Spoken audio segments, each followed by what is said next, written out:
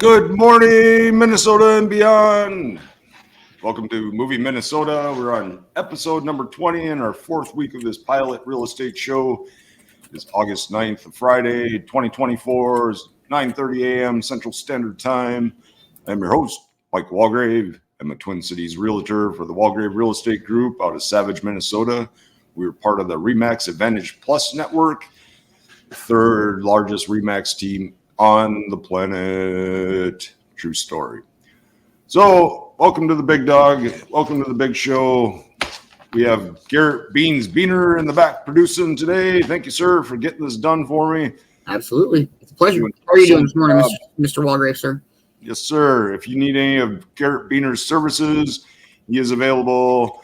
He's looking at about $50 to $100 a show. So reach out to myself or him, and maybe we can work together and put something out for you. So absolutely, I would love that. This show has been generating a lot of buzz lately, so we're getting to the goal of it. Lots of views, lots of likes, subscribes, shares in the past 28 days, 30 days, and I love it. Thank you for everybody's support. Can't do it without you. Keep sharing it out. Keep telling people about it. Keep showing up at 9:30 Monday through Friday. So without further ado, let's get into this. Do you have Josh at Walgrave.com's video, Josh McGibbon? I ended up redoing that, and the volume wasn't very good on it. So Is it on the Moving Minnesota page? It should be in episode 19's list. Yeah, it should be on the Moving Minnesota page too.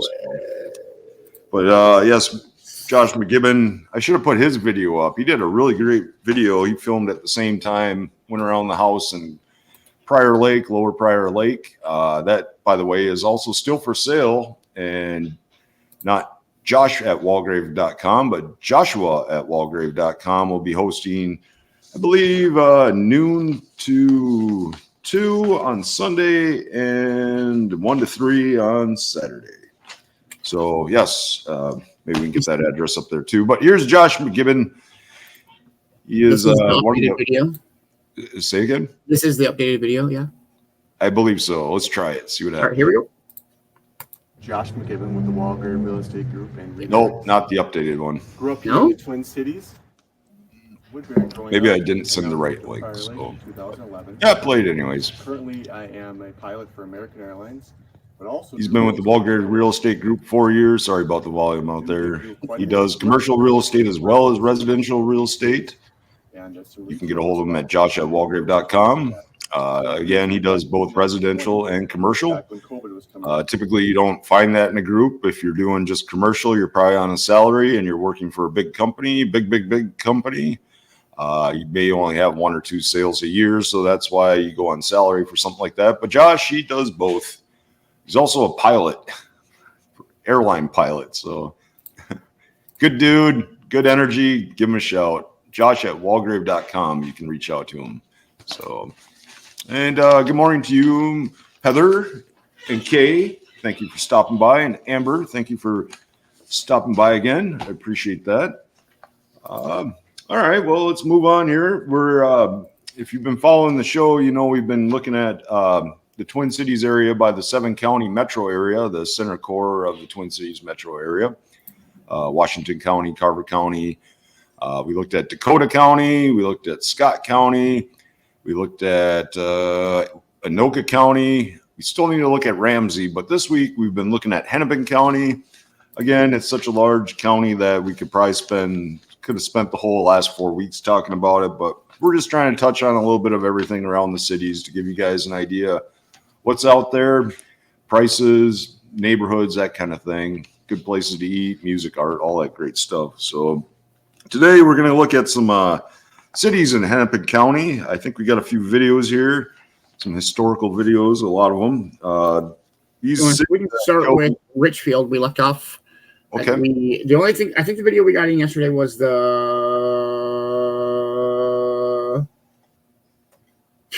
don't even remember. St. Louis Park? No. But yeah, we got the Richfield video right here. Play it up. So all right, here we go, everybody.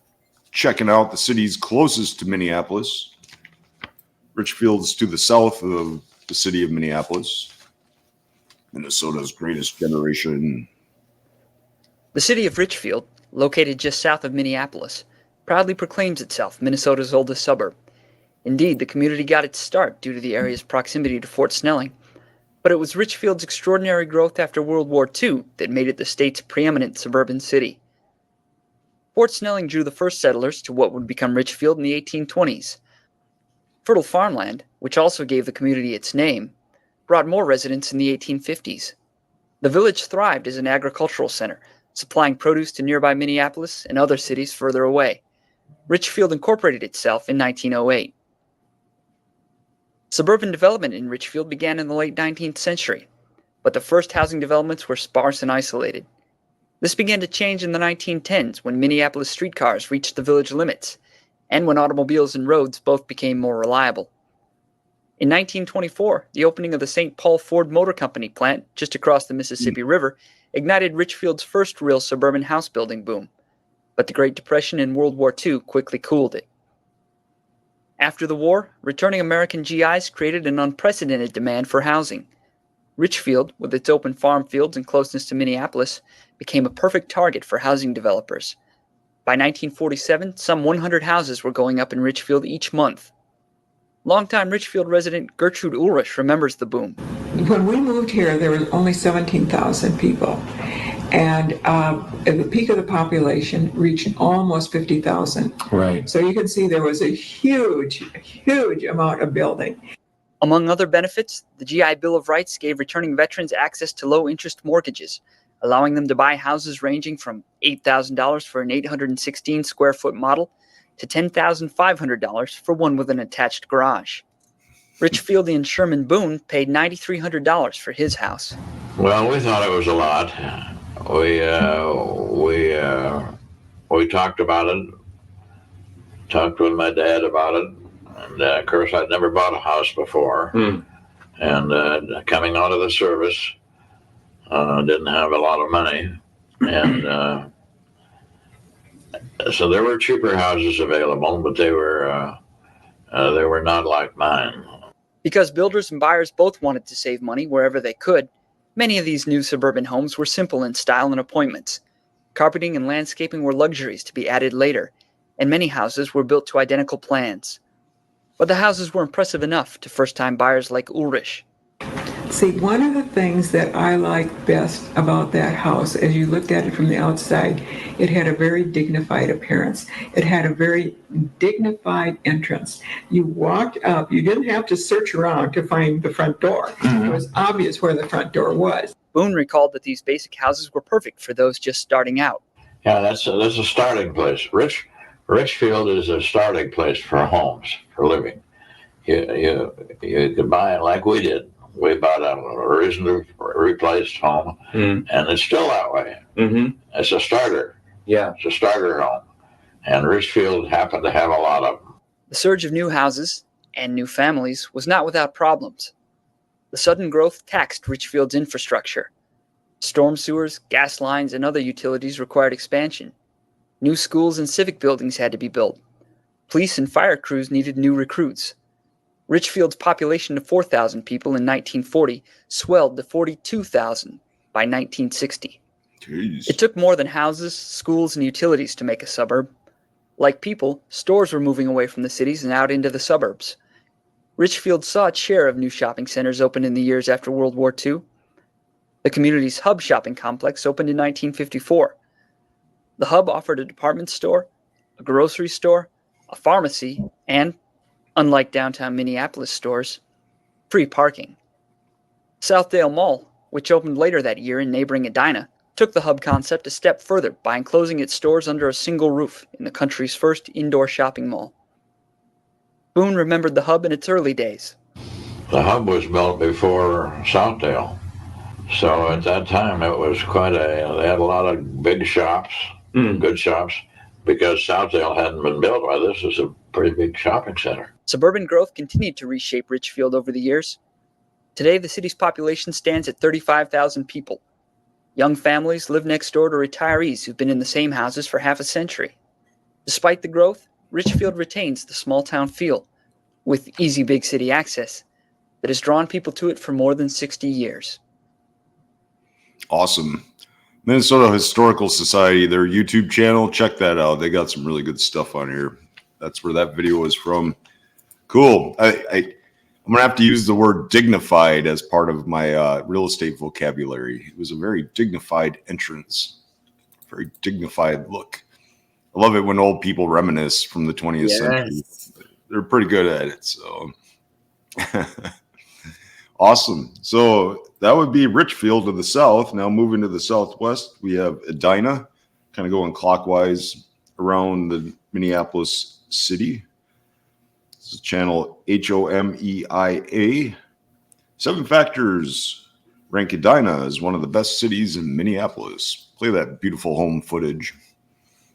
All right, here we go. This one won't have any audio. Oh.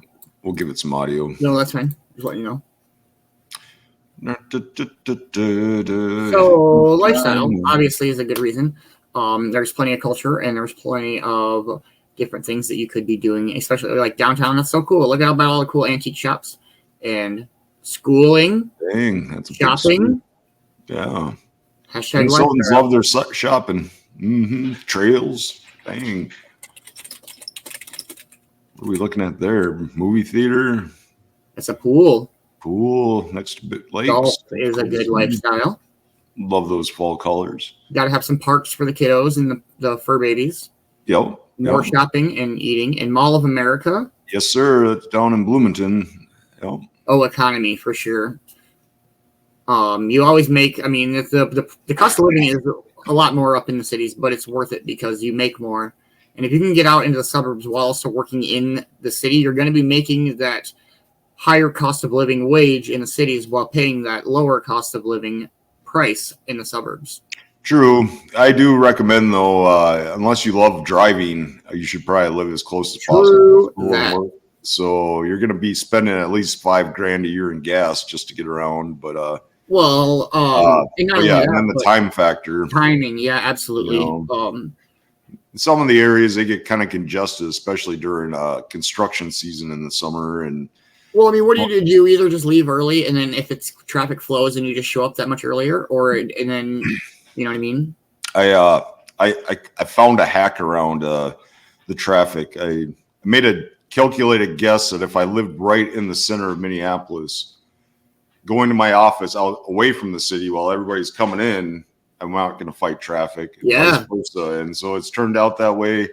And then from being a truck driver back in the day, I know kind of when the windows of trying to travel with the least amount of traffic, it's kind of like after 10. It's like between 10 and noon and then like 1 and 2. So if you can get on the road at that time of day, you're not fighting the traffic. Even like I've tried to go to work at like 6 a.m. The roads are full at that point too. So I don't know. That's an awesome school, though. They have some of the best in the nation, actually, I believe. Oh, safety and healthcare. Hashtag Mayo Clinic in Minnesota. Even though that's not in the cities, but still. Down by Rochester. It's in the state. It's a world. It's in the state. It counts. It counts. So this is moving Minnesota. So I think it's U.S. or United Healthcare is the biggest healthcare. Yeah, or the University of Minnesota Health. That. So health is a big thing around here. Ooh, climate. It's like a brisk 58 degrees this morning. Oh, a beautiful day today. It's a beautiful Minnesota day here. Don't mind that climate thing here in a few months or in like 5 or 6 months. We'll talk about that. And then in the 6 months after that 6 months. So no, Minnesota winters are terrible, but we just don't go outside. Yeah. Enjoy your house that you're paying for. Absolutely. But save all that energy for the cool climate in the summer where you can go golfing or swimming or boating. Yeah, it's that's you're on farmer schedule. You go with the seasons around here. You're like, farmer time says we stay indoors for the holidays and the new year and blah blah blah and reset and prepare for the next year. So kind of works. All right. Well, that was Edina in the Southwest. So I think we did St. Louis Park yesterday. Okay. I feel like we watched the St. Louis Park video yesterday. The sugar beet factory. Yeah. Okay. Well, you told me to pick one yesterday, and I think we picked that one. Let's check out the Conservation Outlook channel here. We have a history of Lilac Way in Golden Valley, yes. Minnesota. I don't have that part, so when you said that, I'm like, oh no, where am I supposed to be? Yes, that is the correct video. All right. Don't do that to me, Walgrave.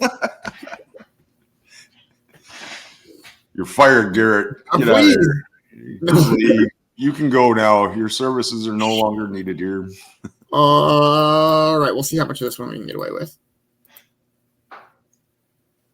Here we go. Great weekend. In 1906, working for a New York firm, Nichols came to Minnesota with Anthony Morell to work on the Glensheen estate in Duluth, and both fell in love with the beauty of the state. In 1909, they formed a partnership and moved to Minneapolis. Despite the loss of his partner 18 years later, Nichols continued working under the name Morell and Nichols. Once the stock market crashed, Nichols had to look for new ways to support his family. There was a depression. And in the 30s, there were not these large estates that he and Mr. Morell originally did. And he realized he was not going to have the type of work that he had had previously. So he went to work for the Highway Department in 1932. In 1933, Nichols became the landscape architect for the Highway 100 project. Nichols was a landscape architect who had long been concerned about the beautification of the public environment. And he, of course, was interested in flowers and parks, as well as highways. And so he was a natural fit with the spirit of the New Deal. Considering the suburban character of the Beltline, a landscaping development in which lilacs form, the keynote has possibilities of great beauty and attractiveness. This is not the normal type of landscaping for highways, but this particular situation invites a departure from our generally followed practice. We will endeavor to keep the landscaping as naturalistic as possible and yet have lilacs form the predominating theme during their blooming season. Arthur Nichols. Nichols found a ready, if unusual, partner in a group of Golden Valley housewives. Golden Valley Garden Club decided we would like to take on a project. And that was about the time that they were talking about the highway. And then these women thought that being the Golden Valley official flower was a lilac, maybe we could make some arrangements with the highway department to earn money to buy the lilacs to be planted alongside the highway. And that's what we did. We sold lilac plants for 15 cents a piece. And then later on, we sold peony rods for 15 cents a piece. And we sold and sold and sold and earned money to buy those lilacs that were planted between Glenwood Avenue and Golden Valley Road. But the landscape department of the highway department, of course, took care of arranging where they would be put and planting them. But we paid the money for the lilacs. The original idea for such lush landscaping of lilacs was put forth by the Minneapolis Journal, which apparently coined the name Lilac Way. Nichols laid out the lilac bushes in irregular masses rather than rows, separated by open space set against a backdrop of evergreens, elms, and other trees and bushes. Knowing how important jobs were, Nichols kept WPA workers busy planting lilacs when not working on the highway. When the landscaping project was completed in 1938, over 30,000 deciduous plants with more than 7,000 lilac bushes had been planted. Nichols also designed 5 roadside rests for tourists passing through the Twin Cities and for residents of Minneapolis and St. Paul who would go for a leisurely drive along Lilac Way in the spring to enjoy the lilacs in bloom, or a place to come and enjoy a family picnic in the summer. One of the things that happened in Highway 100 that was true for a number of WPA projects is that it provided an opportunity for artisans like stonemasons to use their skills on public projects of significance. The WPA workers had made all these nice stone tables and benches, and they were quite permanent. We could pick them up and carry them away. And people used them for many, many, many years. They really enjoyed them very, very much. The rustic style was very popular in the 1930s, and the amenities in the parks reflect that. Many of the parks included picnic tables, rock waterfalls, limestone pools surrounded by benches, rock gardens, fireplaces, walkways, flagpole stands, wayside rest signs, and 2 beehive barbecues. Oh, my father would tell me about these barbecues here, the beehives they were called. Be 2 or 3 guys, calling out a size stone that he wanted. And so they put a number on it. When the guy cut the stone, he would put number 2 on it or number 3, whatever, and that would go to a certain place on the fireplace. So they didn't get it mixed up. It was all cut with hammer and chisel. There weren't any saws or anything like that like they have nowadays, diamond-bladed saws. This was all cut by hand. You just used her hands. The western leg was completed in 1940. There were 11 bridges, 3 being cloverleafs, and 5 wayside rests. The whole city was proud of it. It was kind of the first experience of freeways and protected driving and pleasant driving. Golden Valley was very proud of the Lilac Lane, and they really felt that was something that made Golden Valley a little unique. Where some people would use the highway to go for a Sunday drive, to get to the store, or to just head north, the residents of Golden Valley found a unique use for Lilac Way.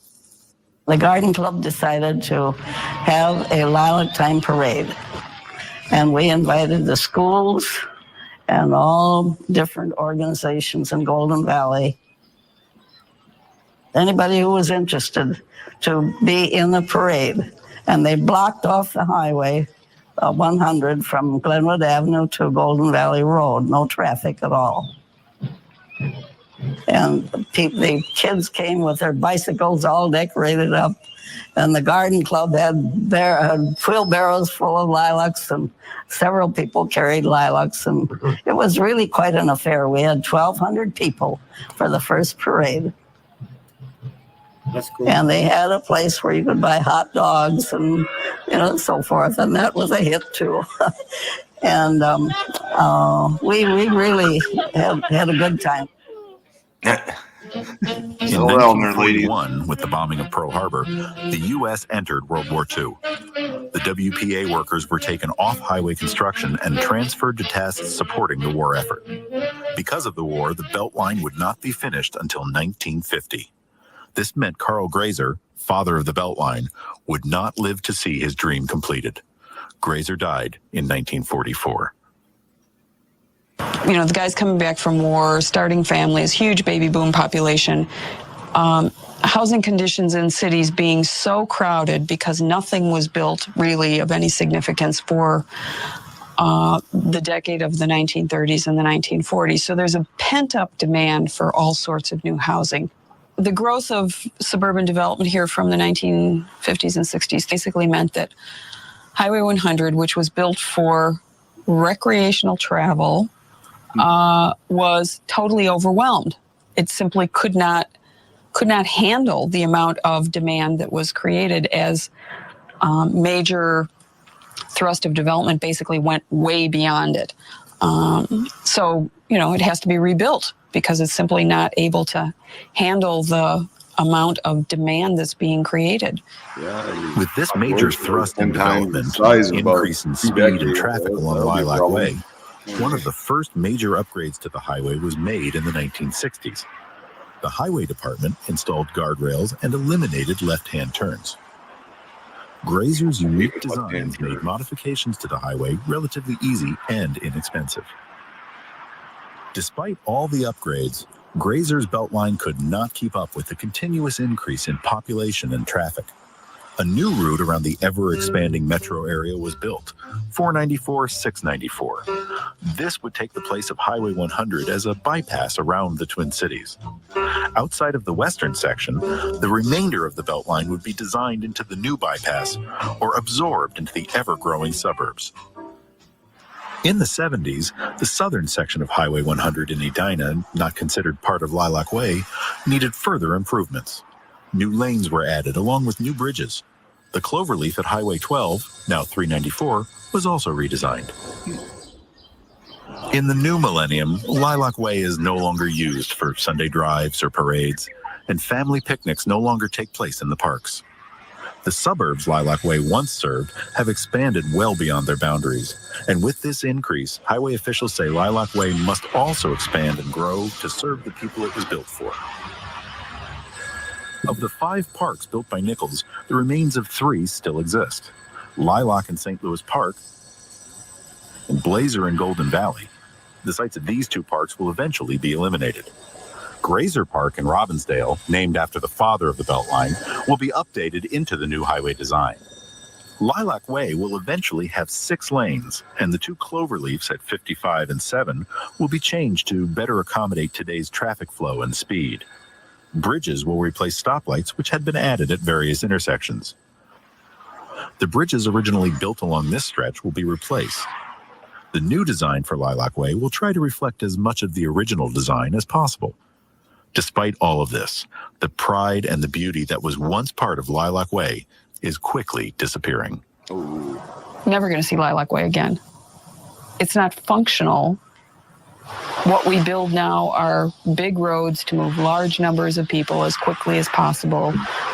It's hard to imagine that anyone could fathom, 494, 694 is a place that you would go and have a picnic. It's just not going to happen. It's a little slice in time of a moment when relatively few people had cars, and the people who had cars were using them more for recreation than for regular commuting. So it's a nice historical artifact, but it's never going to be created again. Golden Valley had a reputation for a Lilac Drive. Communities based their identity around a plant. That's pretty cool. Yeah, I think some sort of sports team or something like that, but like actual plants. And that was one of my jobs when I worked for the county down there, was part of the tree program. And so we plant a lot of lilacs, but I'd rather see somebody plant a diversity of plants, not just all one plant, because the bees and the pollinators need stuff blooming at different parts of the year. And that helps all the agriculture. I think the University of Minnesota and the state of Minnesota, the Department of Ag, are looking to promote instead of like lilacs, more like hazelnuts, because you can actually eat those and they grow around here. And also elderberry is a big native plant for the area. That's basically a superfood. So, but lilacs are nice. I don't know. You like lilacs? I love them. I think they smell amazing. They get me. I think I have allergies for them. So yeah, very well. I know they're very pollen-y type flowers. Yeah, I think we'll go with that way. Right? Cool. Right. Well, that was a Lilac Way for all you Sunday drivers out there. All right, we got the Welcome to New Hope video up next. This is channel CCX Media. Now take note of this video and the next video. We love the small town feel, the small town friendliness. I love the family environment. Everything is always nice and clean. Taking my daughter to the park. It's just a friendly neighborhood place, Welcome to New Hope, a place with a small town feel and a big city in the backyard. With all the great amenities in New Hope, it's no wonder why the mayor has lived here for over 40 years. Hi, I'm Kathy Hempkin. I'm the mayor of New Hope. I moved here in 1976 with my family. We've worked here, we've played here, and now we've retired here. And now I've brought a few of my friends so they can tell you about the exceptional things that happen in this great city. Well, the New Hope Parks and Recreation Department, in addition to doing programs and special events, we have a lot of amenities throughout the city. The ice arena is fantastic here. It's a beautiful arena. All the people are really nice. We have 2 sheets of ice here, a dry land training area, a walking track, meeting rooms.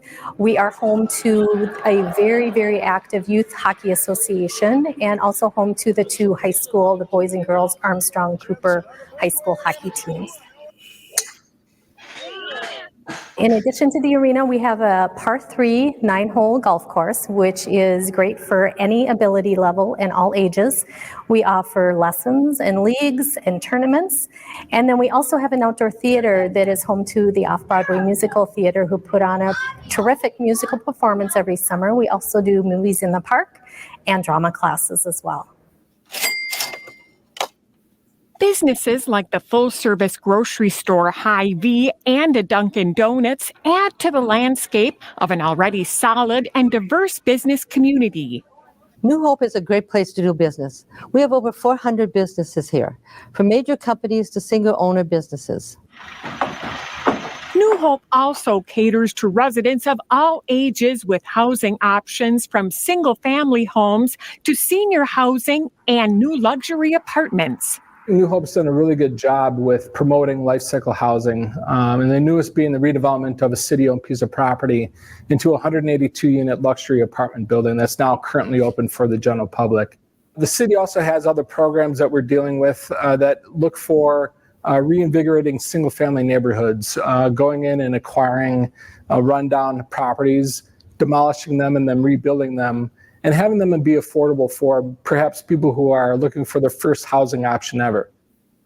And then for the aging population, we have recently approved and is now constructed a 31-unit assisted living facility done by the Good Samaritan Society.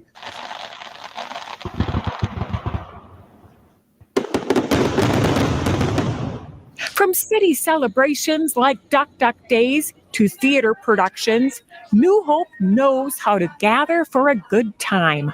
There's a lot of fun stuff going on in New Hope. We have a very strong school district. Besides educating our children, they also provide plays, concerts, and very lively sporting events. We have an active and lively group of organizations in New Hope. The Rotary, the Women of Today, the Lions Club, and the League of Women Voters all make New Hope a very thriving, inviting community. I'm so very proud of my city. I hope you have the chance to experience the joys of New Hope very soon. Very cool. Very cool. She gives me new hope with her community. I see what you did there. Ding. All right, should we jump in just touring some houses? We're about a half hour in here. Let's go one more to Robbinsdale. It was the same media. Oh, there it is. YouTube, CCX Media. Same that was a pretty good video production. Good job. Yeah, that was a pretty good production. I like how it brings out the personalities of the Minnesotans around here. It's a 43-minute long video. We'll just dive into the intro and Okay. give it a 3 to 4 minutes here and see what they got. Okay, here we go. Community footage. You know, we grew up in a golden era. We didn't know it was gold at the time we were growing up. It was a great place to grow up into. Downtown was only 2 blocks long, but it had everything a downtown should have. Some of my best friends that I have today are guys I met, in park and recreations in Robbinsdale. Robbinsdale was his roots. He never forgot the people in the community that helped him, help make it through life. Look at over and what's transcended over the period of years. I'm saying, my God, what has happened? People come in here, but it's commonplace now. The drive was where the mansions were. So we all, as kids, grew up, aspiring to live on the drive. Robbinsdale is a compact hometown community. Makes you feel that you're in a neighborhood and that you're part of a community. You had the movie theater there, you had the soda fountain, you had the hardware store, you had the bakery, you had the meat market, and it just, I think it was the classic American town.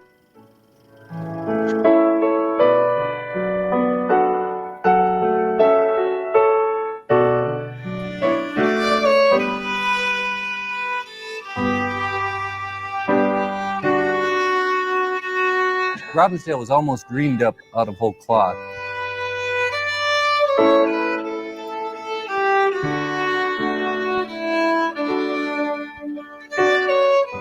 You started out with Hennepin County, and then you had this Crystal Township that stretched all the way to the Mississippi River, almost as far as Medicine Lake. So it included Crystal, Robbinsdale, New Hope, Golden Valley, St. Louis Park, and then Minneapolis. So it was quite a big area. As Minneapolis grew, it started annexing neighboring communities. And the folks that were in Crystal decided, you know, they didn't want to be annexed by Minneapolis and start having to pay higher taxes. And so they formed Crystal Village. They were being taxed about $1.50 a year. And they said, well, what's that for? It's for the lamplighter that was lighting the lamps on Lyndale Avenue there in Camden. When they opened up the state factory, it was actually earlier than that. It was 1852 when they first opened up the territory for settlers.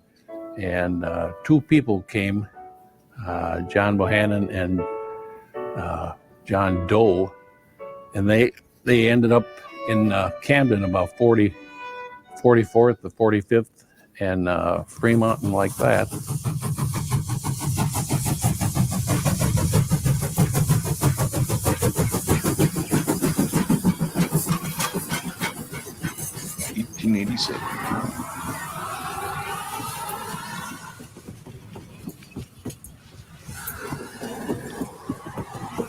Pretty cool. Yeah, we can keep her moving though. We do have a lot of homes that we're going to check out from these areas, kind of give you an idea of prices.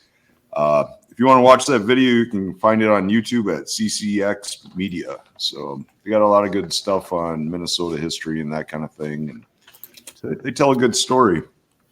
Yeah, so then rounding it out, there would be Brooklyn Center and then St. Anthony. Those kind of surround the Twin Cities. This is like the first build out of the suburbs around Minneapolis, like they were saying, around the 1910 to 1950 kind of era. So you'll find a lot of older homes in these areas.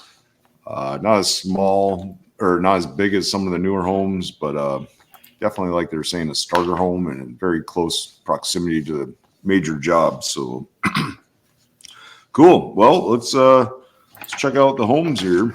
All right. Going to Richfield on the list here first, it looks like. This again is in the south of Minneapolis. North of Minneapolis would be the Mississippi River, essentially being the boundary to a different county. Ramsey and Anoka being two of them. All right. This one's built in 1953, so this is part of the suburban expansion.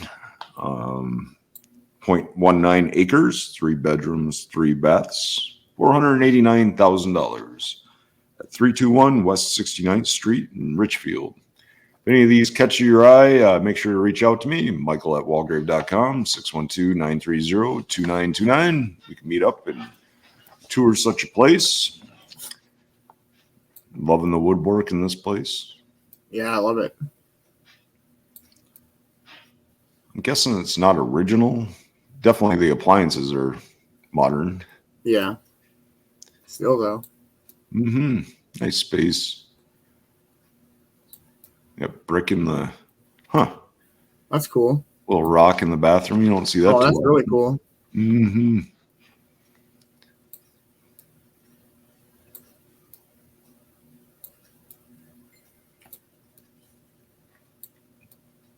No, pretty clean. Very nice bathrooms. Huge rooms. Jeez. Basement, I'm guessing. Fireplace. Oh, wow. Yeah, they put some revamp into this place for sure. $489,000. Oh, geez. Little workout room. Nice little backyard area. Oh. And then park right next. In the neighborhood, I would guess. Nature center. Oh, wow, that's cool. Wow. Now, that's Minnesota right there. Absolutely. Ducks. Library. Land of parks and lakes. Yeah, that is 321 West 69th Street, Richfield, Minnesota. 612-930-2929. We'll go check it out next week if you want. So give me a shout. Okay, going clockwise again. We're going up to Edina. It's on the southwest part of the city of Minneapolis. 4808 Aspasia. That's kind of what it was looking like. Okay. Aspasia Lane, Edina. Yeah, I kind of looked at the price range between around 400 to 600,000. That's kind of like the middle of the middle of the properties. Starter homes and townhouses typically are under 350. You can get into a townhouse and freshly built for around 200,000, 250. But this would be the next step up the rung of real estate. Even if you're not in this price range, it's good to get an idea of what, in terms of value, is at this range. Same with looking at the more expensive places. You got a list of houses of the most expensive on the market for each city. Cabinets could use some updating there. Like fixtures. This is 499,000, built in 1959. So you got another newer suburb home, or part of the original suburb expansion out from Minneapolis. 3-bedroom, 3-bath, 1,902 square feet.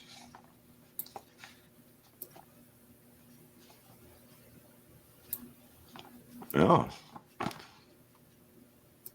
That's cool. Fairly typical for the neighborhood there. Yeah. St. Louis Park, we got 2948 Princeton Avenue South. St. Louis Park, also next to the city of Minneapolis. This home is 400,000. Seemed like on the average, this was one of the lower per average houses or cost per house. St. Louis. Oh, this is a cute little place.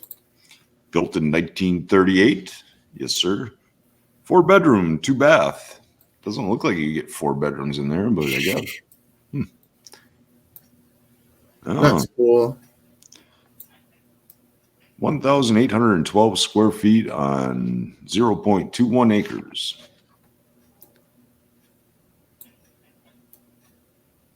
Now,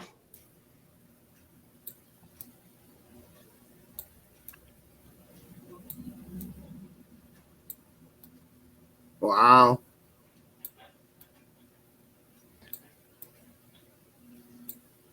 Yeah, I think in these homes, smaller homes like this, I do like the white more, I think, than the wood look. It just seems more, I mean, it opens it up more. I don't know, the darker colors seem to, they're cozy, but in a smaller home, maybe don't work so well visually. Right, absolutely. Skylight in there. Huh. Nice, huge backyard. Wow. There's a land for your fur babies to roam. Mm-hmm. Yeah, these older homes with their smaller garages. I'd probably add a 2-stall. Looks like you could fit a 2-stall garage in front of it. Very cool. 400,000, St. Louis Park. Moving on to Golden Valley. That's north of St. Louis Park, or just to the west kind of thing. 6050 Manchester Drive, Golden Valley. 525 is the price. 4-bedroom, 3-bath, 0.33 acres, built in 1965. So yeah, this is a little bit further out from the little bit developed later area. Manchester.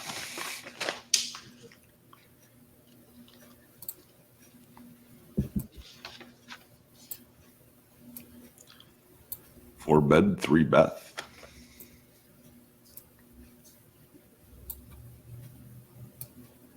Digging the beams. I like the natural lighting. Mm-hmm.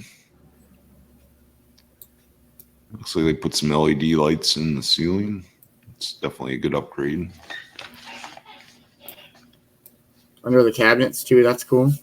Mm-hmm. Little breakfast nook there. Laundry room, first floor. Nice.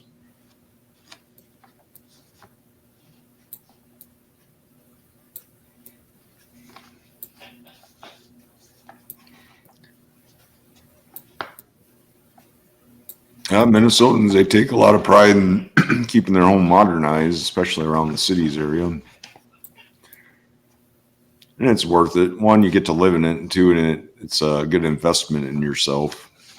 Yeah, absolutely. That's cool. Nice little neighborhood. Oh, standalone garage. That's pretty sweet layout right there. Yeah, it's a very cool house. I think, yeah, it's $525,000 in Golden Valley, 4-bedroom, 3-bath, 0.33 acres. Like to know more about that? 612-930-2929, as you see on the screen. Okay, moving up to New Hope. Let's go to 4511 Gettysburg Avenue North in New Hope. In fact, there's an open house today, it looks like. Huh.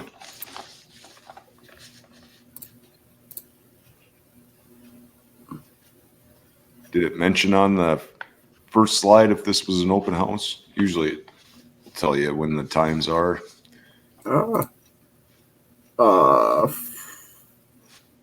8 a.m. to 7:30 p.m. Today on Friday, August. Yep. Perfect. Nice. There you go. If you're in the neighborhood, go check it out. I think these guys are cooking up hot dogs and giving away beverages too. So dang. Yeah, I might have to get down with hosting a little open house party as I get into this more. I think bringing a food truck to an open house would be kind of an interesting idea. Or a band. Yeah. Have some band set up in the living room and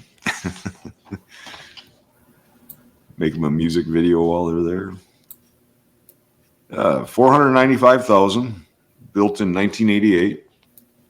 5-bedroom, 3-bath on 0.3 acres. Wow. Get a little bit more for your money here, it looks like, up in New Yeah, York. that's a cool house.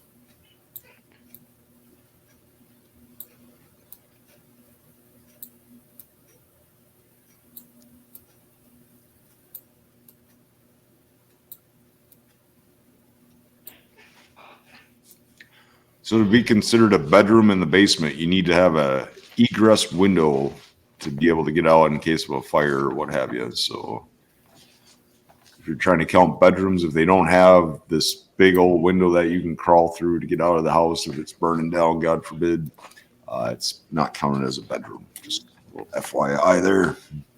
Cool. All right. Well, let's move on to Crystal. We're at 5168 Louisiana Avenue North in Crystal, Minnesota. $575,000. This was built only 4 years ago in 2020. So a fairly new home build here. Give you an idea of what you get for $575,000. 3-bedroom, 3-bath, 2,064 square feet, 0.24 acres of plot. Nice. Even though it's newer, it looks like it has old school charm to it. Yeah, absolutely. I was surprised when you said it was 4 years old. Right? Looks like they ripped the floors the old school way. And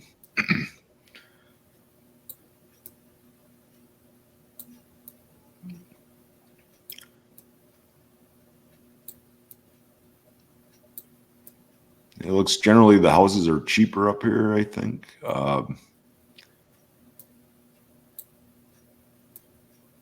Cool.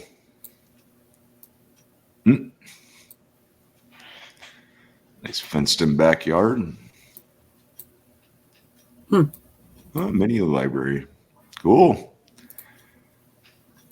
You'll probably see more houses like that as the older stock in these neighborhoods is the price of the land is basically what the house is. And so a lot of builders are like, well, it's going to cost me $300,000 to $500,000 to buy this house, but then I want to just tear it down and then just put $1 million house on it or another $500,000 for $1 million.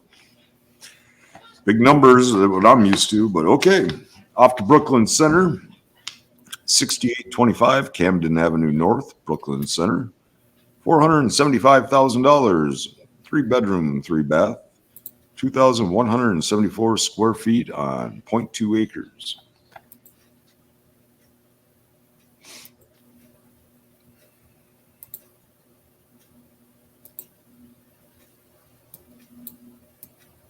You don't see high ceilings in the older homes. No. Unless it's a mansion. But very, very tall ceilings.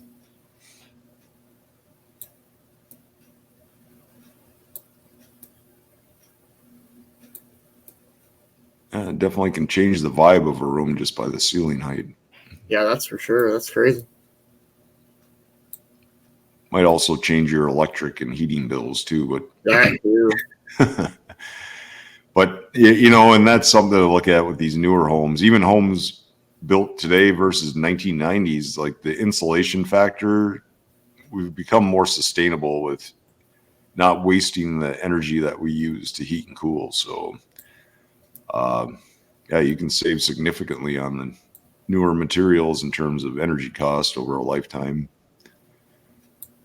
And there's programs out there for you to help update your home. I don't have any email or links for that right now, but maybe next week. There's definitely discounts that energy companies can help you finance a lot of new windows, like the triple pane instead of the double pane window, you know, the higher insulation rating insulation for your in your roof and such. So yeah, we'll talk about that next week, actually. All right, well, St. Anthony, as mentioned yesterday, this is not right next to St. Anthony Falls, as you might imagine. It's a few miles from it, but 3305 Edward Street. St. Anthony's kind of just tucked in there as this little city village, a part of Minneapolis, and to the north. I think it's primarily industrial up there, so perhaps there's not a lot of homes. But 3305 Edward Street Northeast. This one's for $525.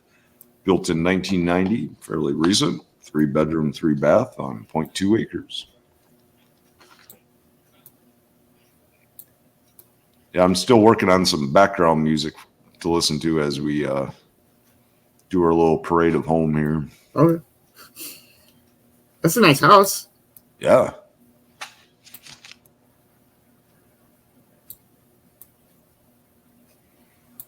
I like that little room there. That's cool. Definitely you want a realtor if you're trying to sell a home. Like you're going to get at least, I was looking at some numbers. You might have to pay your realtor, I don't know, and their broker $20,000 or whatever, but from what they're seeing, you'll typically make $100,000 more than if you were just to list it yourself. So, and the reason being, well, the staging, we offer that kind of thing, just cleaning everything else out, being able to get contractors in there to do everything from paint to put new carpet in to, you know, fix the deck, that kind of thing, get it show open house ready, slide ready. And then on top of it, a realtor has a network of people they can send this to. They can pipe it through the MLS. But I mean, if you are you have motivation, yeah, you can surely sell your own home, but you might want to run the numbers on that a little bit. And it's a full-time gig too. So if you got other things going on, you might not want to be doing that. If you're retired and you've done real estate in the past, it might not be a big deal. But from what I've seen number-wise, it's definitely worth contacting a realtor to list and sell your home. So, and you can contact me if that's something you want to do, 612-930-2929. All right, Garrett, what else do we got on the list here? Farmers markets, and then okay. I think that might be it for the day. Yes, sir. So this weekend, I'm a big fan of farmers markets. People are big fans of farmers markets. If you hate farmers markets, I probably hate you. So no, I don't hate you. Nor do I try to hate anything as weird as a farmers market. Farmers markets, though, definitely something to be proud about in your community. It's people growing their own food. It's a source of and symbol of strength of a community as far as I'm concerned. It's fun for all ages and all interest levels. Everybody loves food, especially the organic, super healthy stuff that's borderline medicinal. So you can check out these farmers markets in Hennepin County. There's quite a few of them. Of course, Minneapolis has one. They're taking it to a whole nother level of farmer market. They run theirs Wednesday through Friday, 7 a.m. to 1 p.m. And then Saturday to Sunday, 6 a.m. to 1 p.m. So every day of the week, Minneapolis has a farmer's market going on at 312 East Lyndale Avenue North. Find more on their awesome website at mplsfarmersmarket.com, and you can get more information on that, this Lyndale market. Another Minneapolis market I love going to is the Mill City Farmers Market in Minneapolis. Not too far from the Mississippi River, right next to the Guthrie. A couple of blocks from myself. Saturday, 8 a.m. to 1 p.m. You might bump into me down there trying to buy some carrots or some onions and other good stuff to cook with. Any good chef knows that this is where you get the primo stuff. You know, if you got a high-end restaurant or just any sensible chef in general, they're trying to source the best product for the best price. And farmers markets are typically where you can find that at. So Mill City Farmer Market, Saturday, 8 a.m. to 1 p.m. by the Guthrie. You can find out more at millcityfarmersmarket.org. Brooklyn Center, Thursday Farmers Market, 3 to 7 p.m. in the afternoon, early evening. That's at 7200 Brooklyn Boulevard in Brooklyn Center. The Crystal Farmers Market is going to 3 to 7 p.m. Didn't put the day, I'm guessing Thursday. Well, Google up Crystal Farmers Market. It's going on at Becker Park at 5530 Douglas Drive, North Crystal. Robbinsdale has their farmers markets, 9 a.m. to 1 p.m. at the Lakeview Terrace Farmers Market, Crystal Lake. I believe that's Saturday. And that's what I got for the farmers markets this weekend. Definitely Google that up, see what else is going on in your neighborhood farmers market wise. Ton of music, ton of arts going on in Hennepin County and the surrounding 7-county and beyond metro area of the Twin Cities. And my name is Michael Walgrave. We'll just kind of round this out here. It looks like a glorious weekend to be out and about. The humidity's down, temperatures are down, nice blue skies, big puffy clouds. I live for these kind of days in Minneapolis and Minnesota. Get out there and get a walk in, check out your farmers markets. My name is Michael Walgrave. Walgrave Real Estate Group out of Savage, Minnesota. If you have any questions about real estate, looking to buy, sell, invest, 612-930-2929, or reach out to me at michael@walgrave.com. You can also text that number. It's my business number, and we'll go from there. You got any big plans this weekend, Beans? Nothing too much. Some new segments this afternoon on some shows, and that's about all she wrote. Rock and roll, rock and roll. Yep. If you're looking for a producer and show producer and content and streamer, you can reach out to me or Garrett. Garrett does an excellent job. He's been doing this every day for the last, 8 months, 3 shows a day. So, and he says he still has space for more. So he can help you out. Prices start around $50 to $100 a show, depending on what kind of graphics and how long and this kind of thing. But he has a few spots open still, so reach out to either one of us, michael@walgrave.com, or what is your email? cove.tv.2024 at Okay. Yeah, throw that in the chat down there for the viewers. And that pretty much concludes this week number 4. As David Letterman would do, he would throw his papers, probably at the screen and break something. We don't have the sound effects yet. But I appreciate you guys hanging out today. Have a great weekend. We'll catch you at 9:30 a.m. on Monday coming up for week number 5. What county should we look at? We could do Hennepin again. We've just barely touched. We haven't even got into the outer piece of it. But Ramsey? Yeah, we'll either do Hennepin or Ramsey. We'll see. Let's do Ramsey. One of the two. You're going to have to tune in to find out. Yeah, there you go. And now you know the rest of the story, as Heather says, of Paul Harvey quoting. Yes. Thanks for tuning in, everybody. Have a great weekend, and we'll catch you next week. Peace.